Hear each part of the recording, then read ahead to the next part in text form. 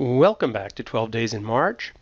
In this section, we'll review microcytic anemia with a focus on iron deficiency anemia and the anemia of chronic disease. Although lengthy, the two need to be presented together as the distinguishing characteristics are a prime focus for the NBME. Due to the length, I have broken this into two sections. In the first section, I'll present a quick overview of anemia and review iron homeostasis, which is key to the understanding of both these topics and ultimately to iron overload. In part 2, we'll get into the diagnostics and finished by reviewing anemia of chronic disease. So let's get started with a simple definition of anemia. A hemoglobin of less than 12 or hematocrit of less than 37 are fairly standard values, bearing in mind they vary by gender, and different labs may have slightly different values. A standard classification for anemia includes a breakdown by cell size expressed by the MCV. The MCV is measured in femtoliters. Microcytic anemia refers to an MCV of less than 80. So who are the main players causing microcytic anemia? Here they are: iron deficiency anemia, anemia of chronic disease, and thalassemia. For completeness, I include the ever-popular other column. Sideroblastic anemia is on the list and is both rare and not covered in this section. Spherocytosis is covered in a separate section, but will get some airtime during our discussion of microcytosis.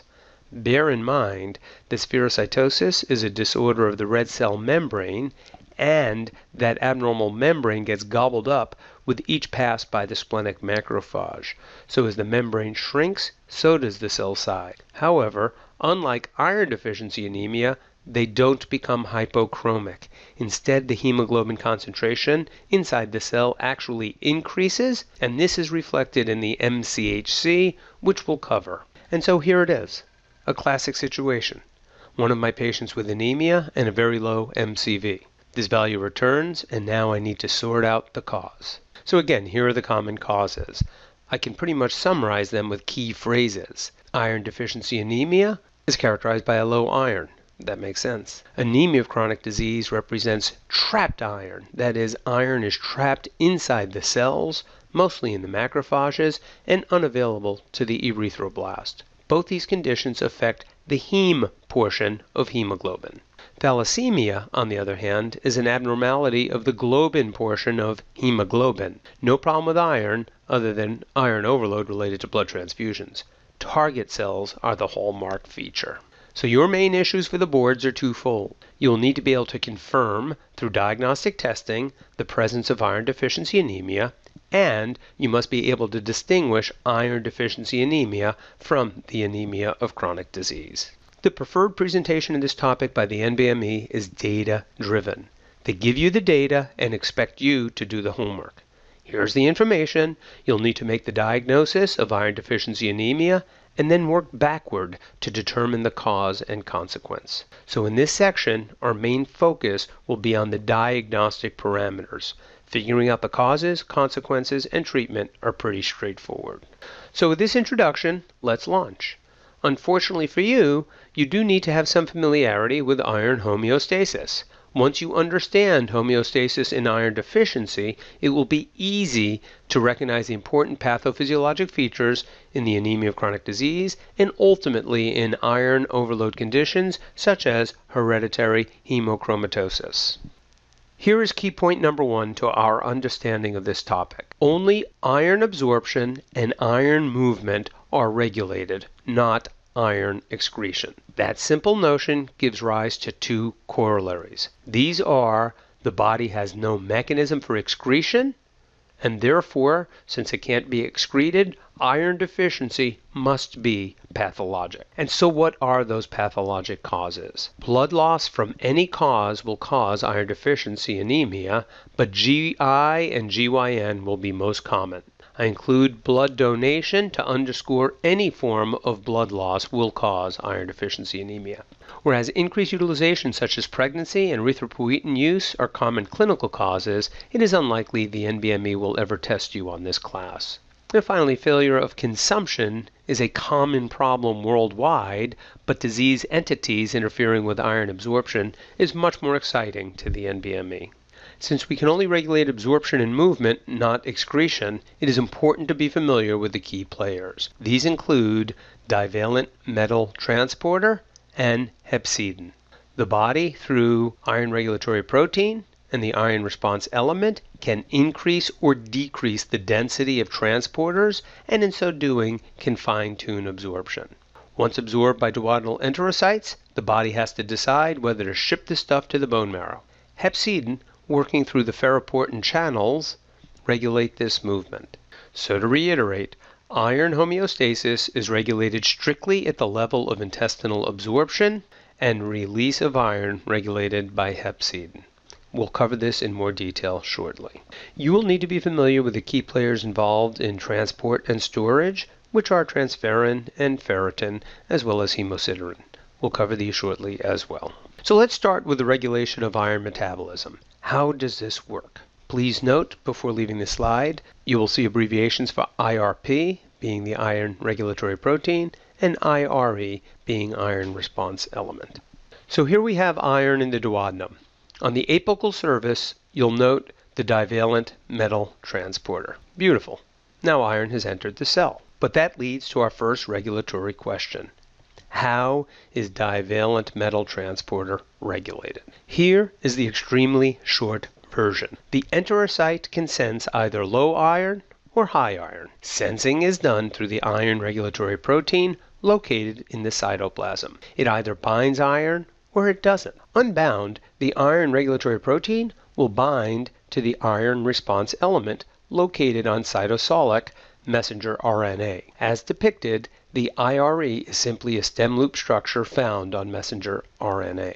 Through binding, messenger RNA is now stabilized and will increase production of both transferrin receptor as well as divalent metal transporter. It's that simple. If, on the other hand, iron is abundant, messenger RNA is not stabilized, and instead of leading to increased synthesis of DMT and transferrin receptor, the messenger RNA will lead to increased production of ferritin for purposes of iron storage. This is the DMT story. Low yield, but it does represent one regulatory arm. So iron is now absorbed. It will need to exit the cell and enter the circulation for transport. How is this accomplished? Whereas iron absorption is regulated by DMT, movement is also regulated. Which hepatocyte hormone regulates movement, and how is this accomplished? Answer: hepcidin. Be familiar with this hormone. It is a polypeptide synthesized in the liver. This gives the liver a regulatory role in iron metabolism. Hepcidin regulates the movement of iron through the ferroportin channel. Note the channel is located at the basolateral surface of the enterocyte. They like that description. So when iron is abundant, hepcidin production is increased, leading to degradation of the ferroportin channel. No ferroportin, no iron transport outside of the cell. The iron is literally trapped inside the cell. As the majority of our body stores are located in the macrophages of the reticuloendothelial system, this is where iron becomes trapped. So what happens in iron deficiency anemia when iron is not abundant? So in iron deficiency anemia, here is the summary of the regulators. You have upregulation of DMT, downregulation of ferritin, and a decreased level of hepcidin. If hepcidin is decreased, we have an increased density of iron transporters located on the basolateral surface of the enterocyte, as they like to describe ferroportin. So there are two key derivative points on iron metabolism. In the anemia of chronic disease, which we'll cover later, hepcidin is elevated in response to cytokine release. The high hepcidin level leads to iron trapping. That is the mechanism of the low hemoglobin in the anemia of chronic disease. On the other hand, in hemochromatosis, hepcidin is inappropriately low. So besides the iron sensing problem related to the HFE mutation, all of that excessively absorbed iron is being readily transported. We will revisit this in the liver section, but do be aware that hepcidin is not going away. It will play a central role in two other sections. So let's familiarize ourselves with these three players involved with iron transport and storage before getting into the diagnostic section. So iron is absorbed and transported out of the enterocyte via the ferroportin channel in the setting of suppressed hepcidin. Once in capillary blood, it immediately binds transferrin. As for transport, transferrin delivers iron to tissues possessing a transferrin receptor, most notably the erythroblast. So what do you need to know about transferrin? It is synthesized in the liver. It carries 2 iron atoms in the ferric form. It enters the cell through the transferrin receptor. The transferrin level is increased in the setting of iron deficiency. That is, there's increased synthesis. That is important when we talk about the laboratory assessment. The other key point to note is that this is a negative acute phase reactant. As a negative acute phase reactant, transferrin decreases in inflammatory disorders, and that will matter in the anemia of chronic disease. As for storage, we have ferritin and hemosiderin. They are both protein-iron complexes. Ferritin binds 4,000 plus iron atoms. It reflects total body iron stores. Let me repeat that. Ferritin is the most sensitive and specific test to assess total body iron stores. And just as transferrin is a negative acute phase reactant, that is, it goes down in inflammation, ferritin is a positive acute phase reactant, that is, it will rise, just like ESR or C-reactive protein, in inflammatory disorders. That will be important in the diagnosis of anemia of chronic disease versus iron deficiency anemia. Hemosiderin, on the other hand, represents partially digested aggregates of ferritin. When you see a question talking about Prussian blue staining, we aren't talking about a stain that binds to iron atoms. Rather, it is staining the ferritin aggregates called hemosiderin. And that will conclude part 1 of this presentation on microcytic anemia. In this section, we completed a brief review of the microcytic anemias and iron homeostasis. In the next section, we'll explore iron deficiency anemia and anemia of chronic disease with an emphasis on key diagnostic features. If you have any questions or concerns about the material covered, please email me at 12DaysinMarch. Thank you.